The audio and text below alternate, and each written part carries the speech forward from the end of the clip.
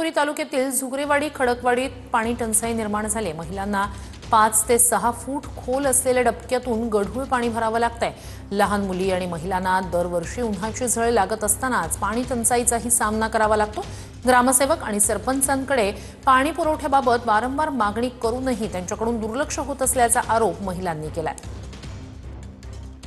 तालुक्यातील झुगरेवाडी आणि खडकवाडी येथील जे महिलांना आहे की या ठिकाणी हा जो आपण बघू राहिलो हा डबका आहे, हा जवळजवळ 5 ते 6 फूट खोल असा हा जिरा ज्याला म्हणता येईल। या गढूळ पाण्यात त्यांना आपली तहान भागवावी लागते।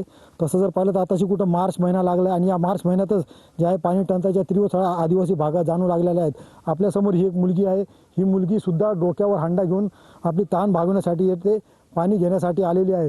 तसं जर पाहिलं तर या दोन्ही वाड्यांच्या महिलांना जे आहे दरवर्षी थोडीशी का उन्हाची झळ लागल्यानंतर पाणी आटत जातं आणि याच आटलेल्या पाण्यातनं जे जिरा आहे त्याच्यातनं आपली तहान भागवावी लागत आहे। शैलेश पुरोहित, TV9 मराठी, इगतपुरी।